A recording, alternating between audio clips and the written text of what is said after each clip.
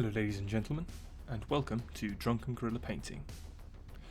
On this video today, we're going to be painting a Death Guard Blightlord Terminator, though the techniques you see used in this video could be applied to any model from the Death Guard range, creating a force Nurgle himself would truly be proud of. Without further ado, let's get to it.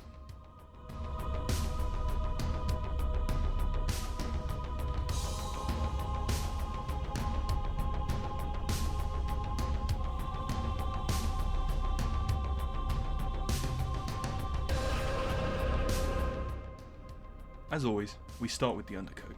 Having done this now a couple of times, I'd say that whilst you could start from a black undercoat, you'll save yourself a lot of time if you start from green. And if you're going to be painting an entire army of Death Guard, I'd really recommend getting the spray from Games Workshop.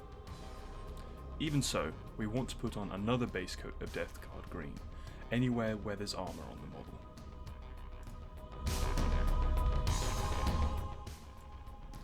Now that this base coat is dry, we're going to want to dirty up this armour and add some definition to help guide us in the later steps. To do this, we're going to use an all-over wash of Agrax Earthshade.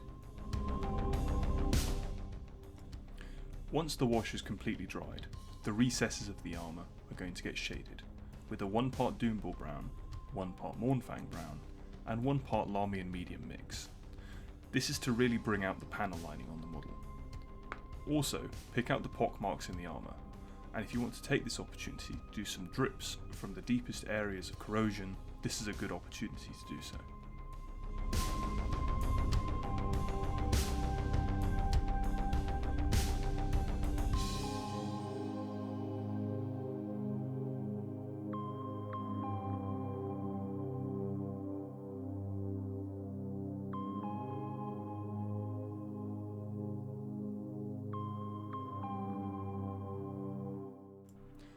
Following on from this, if you want to push the dirtied armour look a bit further, which you should, because if you can't dirty up a Nurgle model, I don't know which model you could, we can glaze the same mix as before, but with a bit more Larmian medium this time, onto some of the larger panels, creating a nice gradient of colour.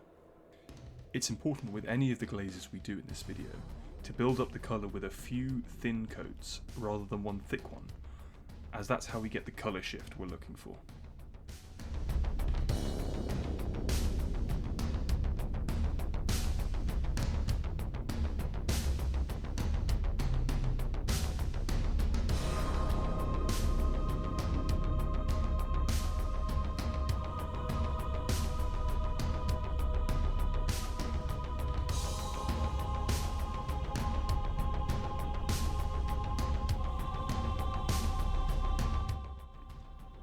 To start adding some wear and tear to the armour, some chipping is needed. To begin, we're going to take some sponge, any will do, preferably quite fine, like the kind you'd get in a carry case, or the backs of old metal blister packs, and sponge on some nurgling green. Make sure you don't have too much paint on the sponge, similar to dry brushing. We want a very random spread of chips.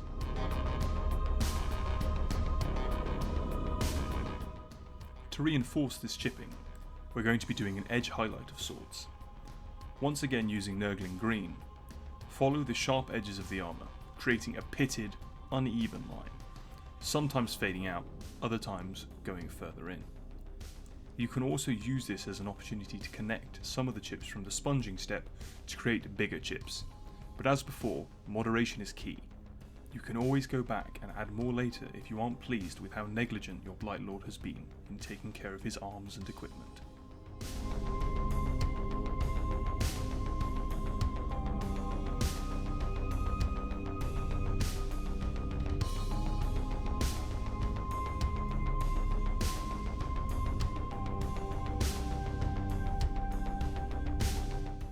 To finish the chipping, we're going to now use RHINOX hide to go inside some of the nurgling green scratches we've made and add some contrast. It's important to leave a margin of the green all around the RHINOX hide, so don't be afraid to only focus this on the larger chips. After all, this is only to add the impression of deeper scratches and cracks in the plate.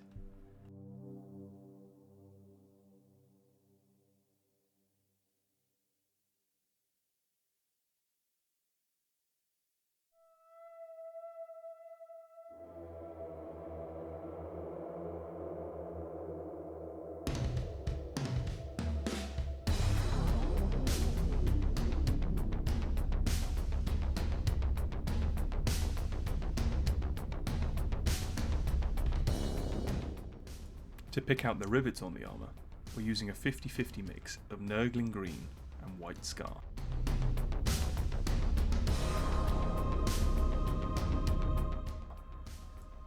The final stage of the armour is picking out any joints and webbing between the plates. We're going to do this in ABADDON black, and I'd recommend watering this down a bit to help it flow. A lot of Deathguard have exposed flesh, be it their own or rotting heads festooning their armour.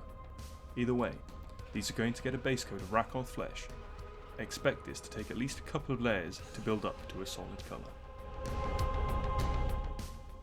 Now that that's dried, we're going to shade it down with a 50-50 mix of Carroburg Crimson and Lahmian Medium, covering all the skin, but making sure it's not pooling too heavily in any one area. To add some bruising to this skin, we're going to glaze it with the same mix we just shaded it with, but more sparingly, dragging the colour towards the folds and boils, always remembering that the key to glazing is to build up the colour with multiple thin layers rather than one thick one.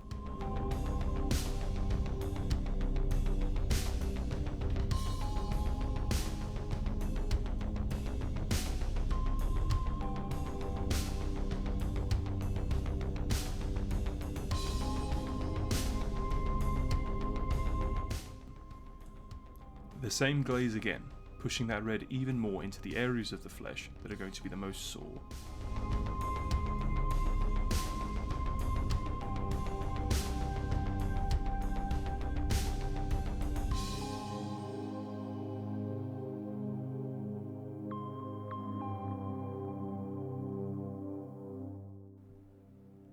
To finish the bruising, we're going to be using a shade of Druchii Violet diluted with Lahmian Medium, focusing on the recesses and boils. Only the deepest areas and folds of the skin should get this wash.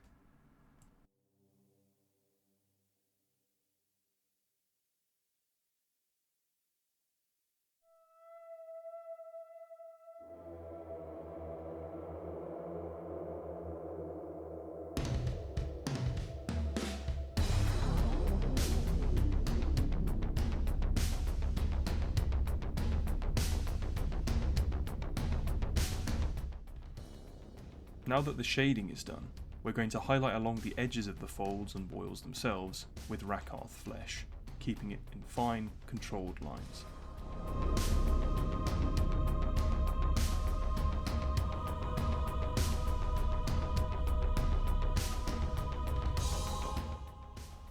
Following this, the flesh will receive a final highlight of pallid witch flesh in the same manner as before, but being more choosy as to where we put it.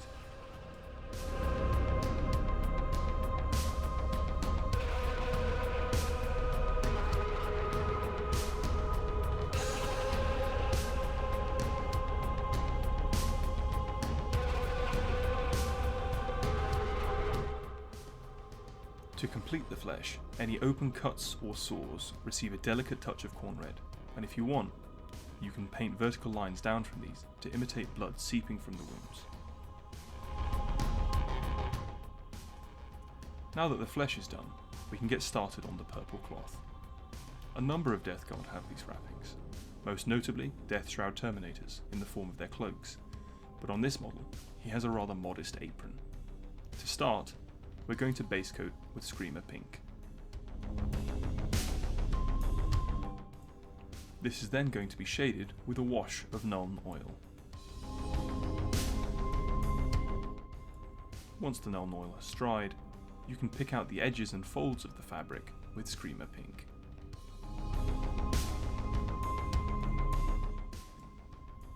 This is then followed up with a second highlight of Pink Horror.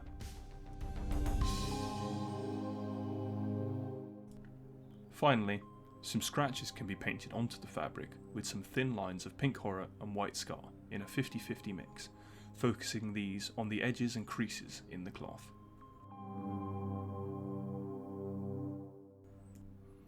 These next stages cover a number of areas, namely the iron, bronze, black weapon casings and the wood.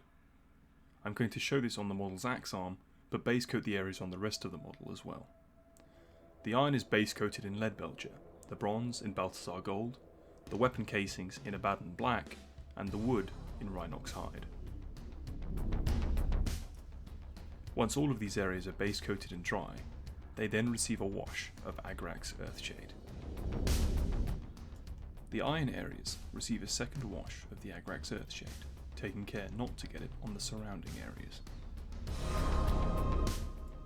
The bronze on most Deathguard models is, as you'd expect, quite battered, so to paint on some verdigris, we're going to start by washing it with a Thonian camo shade.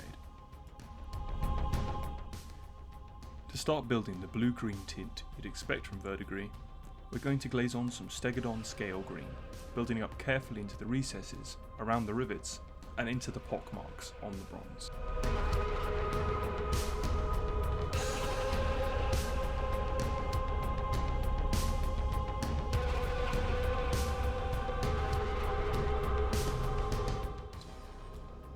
We're doing the same again, but with sotek green, again glazing but also recess shading, as shown on the fly emblem on the shoulder, making sure to put the strongest colour into the deepest pits and cracks.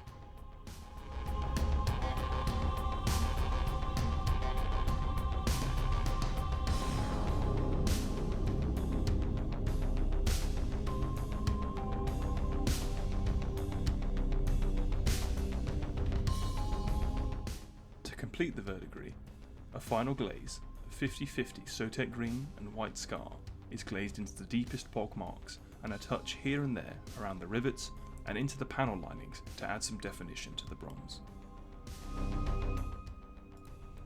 We're moving on to the iron now, looking to do something very similar, but rust rather than verdigris. To start with, we'll be glazing on some MOURNFANG brown in the same way we just glazed the bronze, but we'll also be hitting the chainmail, the gun and axe, as well as the metal straps on the back of the model, the ones holding in his back fat, kind of like a nurgling corset. To finish the weathering on the iron, a glaze of SKRAG brown, trying to keep it random on the chainmail, but on the weapon and back straps, focus the glaze more around the rivets and deeper parts of the metal, close to the joints, but don't be afraid to vary from this. Rust looks best when random.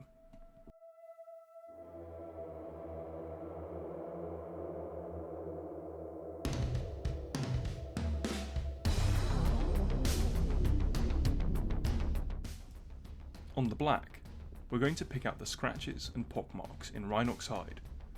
As with all of the other glazes we've been using, it's diluted. If you want a stronger colour, you can always go back in once the first layer is dried to build up more of the corruption and filth. We want the black to really stand out, so we're going to use edge highlighting to accentuate the sharper edges on the weapon casings. Starting this off, a layer of eshin grey, slightly thicker than the layers that will come, and following all the edges of the black.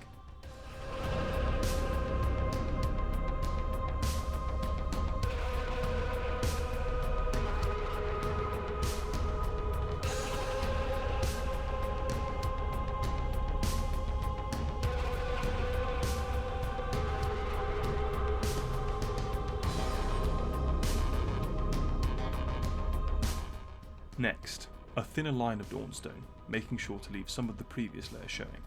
Once again, we're covering all of the edges. Wherever possible with edge highlighting, I like to use the edge of the brush as it makes creating an even line a great deal less challenging.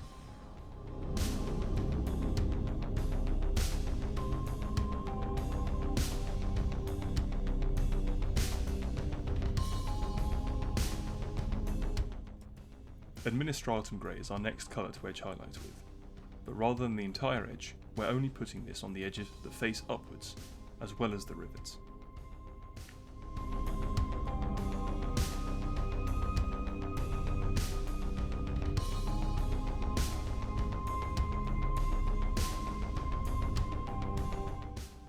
We're going to be battering and scratching the black now, putting this mostly on the edges of the casing, using a 50-50 mix of Administratum Grey and white, watered down a little to help it flow. Again, keeping it random here is key, and making sure that the lines are thin.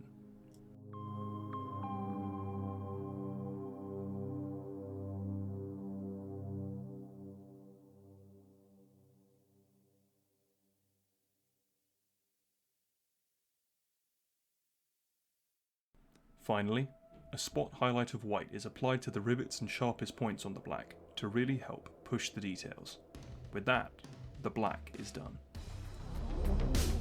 We now move on to the wood and leather. On this model, whilst there's a rather nice wooden handle on the axe, perhaps of a rich mahogany or stalwart oak, there wasn't any leather, so I decided to paint the nurgle booty flap as though it were leather, just to show you how I do it. It turns out there's also some leather straps on the front of the model, tying up the apron, but by the time I'd realised this, I'd already painted the nurgle booty flap, so I decided to just go with it, as there's not many opportunities to say nurgle booty flap in a video. Anyway, these areas receive an edge highlight of RHINOX hide. We then follow this up with a finer highlight of GORTHOR brown, and we finish it with a final highlight of BANEBLADE brown. If you want to add some texture to these surfaces, some scratches can be painted on using zandri dust, following the same method as the scratches on the black.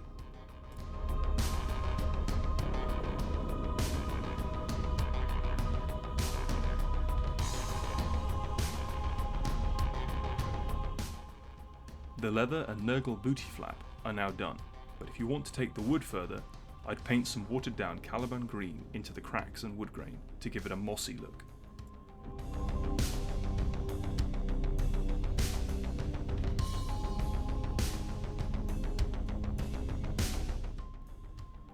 This moss is then completed by a more selective recess wash of watered down ELYSIAN green and CALIBAN green, a 50-50 mix.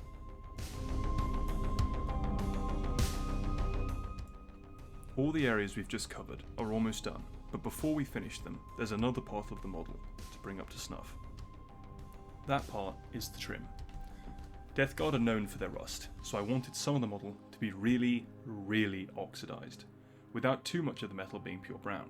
To this end, I picked out the trim on the wrists, knees and neck in MOURNFANG brown. We'll then be using successive glazes and layers to build up colour on these areas, starting with DOOMBULL brown.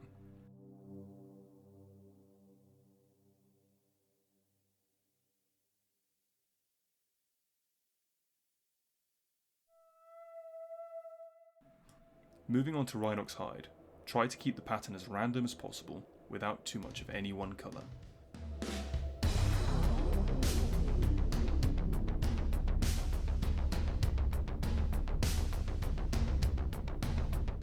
The next colour we're going to be glazing is SKRAG brown.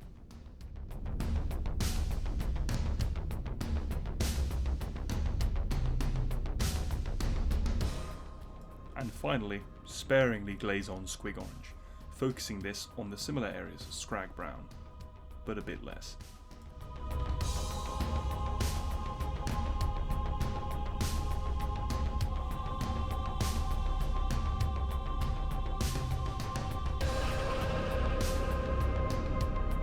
With that, the metal areas only have one more step before being finished, and that's to add chipping and scratches with IRONBREAKER.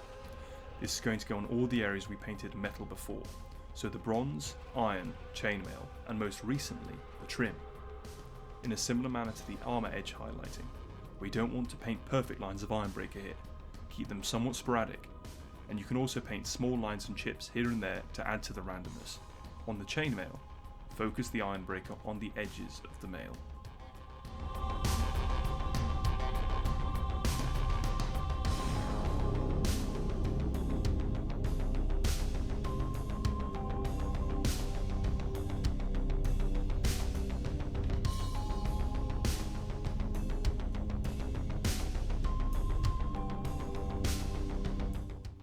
Now that the metal's finished, the only area left is the horn and bone. We'll be base coating these areas in RHINOX hide.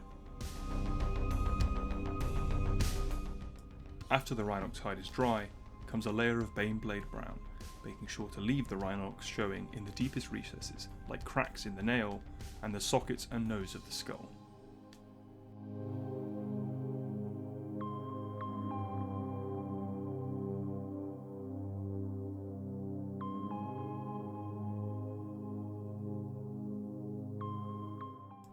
Another layer, again leaving some of the previous layer showing, this time ushabti bone, using a couple of coats to build up a strong colour.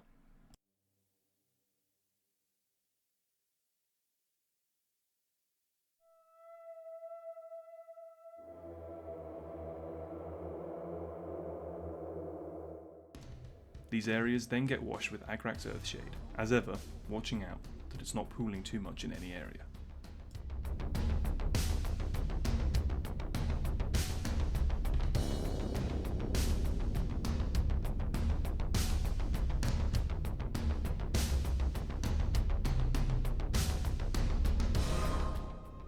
A final layer of ushabti bone brings it back up to a brighter finish as before.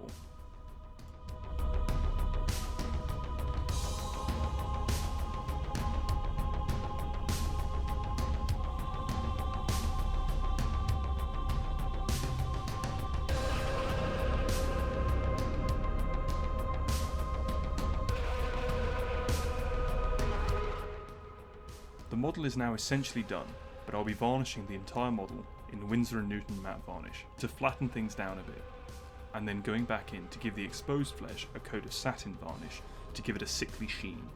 After that, it's just a final assembly and basing, then your model is done.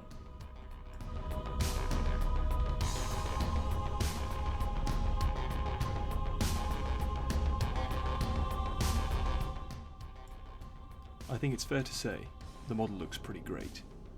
It's now ready to spread plague and rot across the grim darkness of the far future, and look pretty damn snazzy while doing it. I hope you found this video helpful, and if you think there's anything I can improve on, you'd like to see more of, or you'd like to see different, please let me know down in the comments below, and maybe consider subscribing. I look forward to seeing you in my next video. Take care.